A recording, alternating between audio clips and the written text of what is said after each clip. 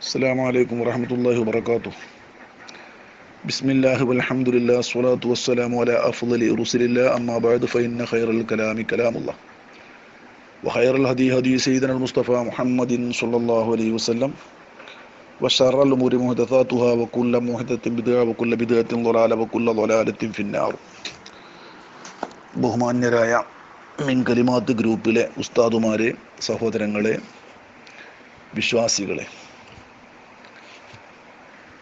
നാം ഏവരും മുസ്ലിംകളാണ്. അല്ലാഹു സുബ്ഹാനഹു വ തആലയുടെ വിധി വിലക്കുകൾ മനസ്സിലാക്കി യഥാവിധം അല്ലാഹു തആലനെ അനുസരിച്ച് ജീവിക്കുക എന്നുള്ളതാണ് നമ്മുടെ മേൽ നിർബന്ധമായത്.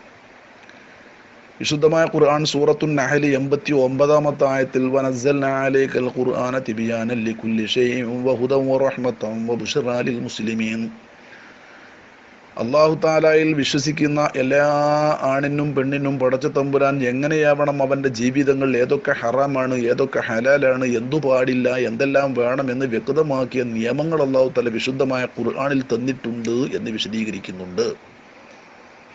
ഇതിൻ്റെ വിശദീകരണമാണ് ബഹുമാനപ്പെട്ട സൂറത്തുൻ നഹൽ 89-ാമത്തെ ആയത്തിൽ പറഞ്ഞ ഈ ആയത്തിൻ്റെ വിശദീകരണമാണ് പരിശുദ്ധമായ ഖുർആൻ തന്നെ മറ്റൊരു ആയത്തിൽ വളരെ വ്യക്തമാക്കി.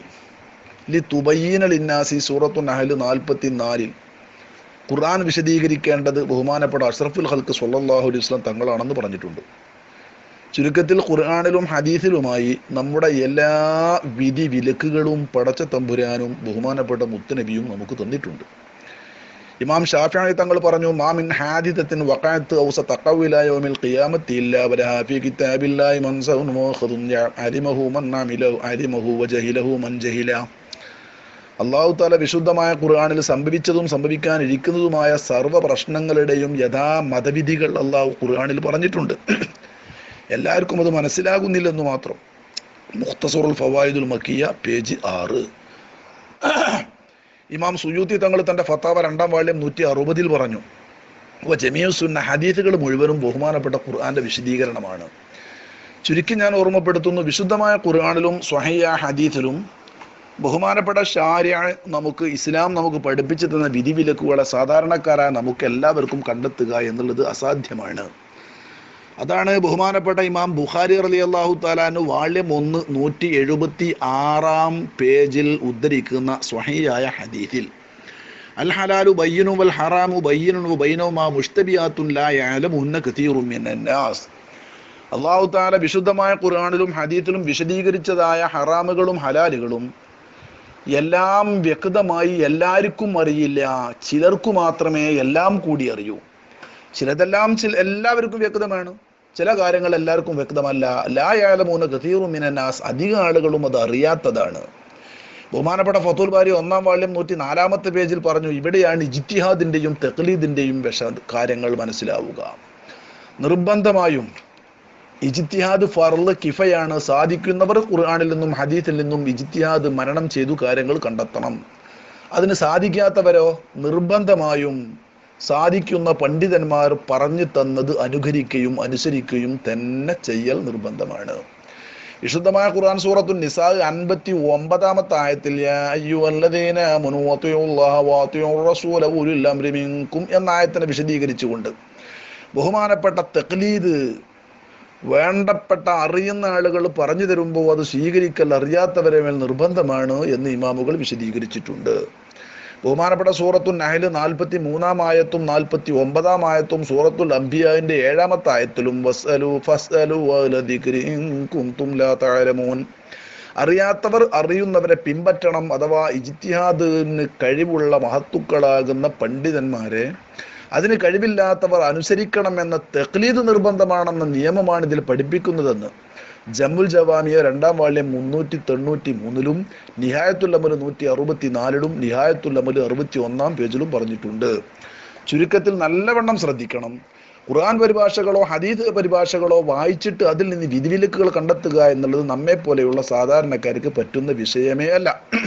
അത് തെറ്റാണ്, അത് ഹറാമാണ് എന്ന് തന്നെ അൽ മുസ്തസ്ഫ 2-ാം വാള്യം 123-ലും ബഹുമാനപ്പെട്ട തർശീഹുൽ മുസ്തഫീദീൻ 3-ാം പേജിലും അതുപോലെ തന്നെ ബഹുമാന്യരായ ഇമാമിയങ്ങൾ അവരുടെ പല ഗ്രന്ഥങ്ങളിലും, ഉദാഹരണം തുഴഫ 10-ാം വാള്യം 145 പേജ്, ബഹുമാനപ്പെട്ട തുഴഫ 7-ാം വാള്യം 240-ാം പേജ്, ബഹുമാനപ്പെട്ട ജമുൽ ജവാമിയ 2-ാം വാള്യം 440-ാം പേജ് ഇവിടെയൊക്കെ പറഞ്ഞിട്ടുണ്ട്.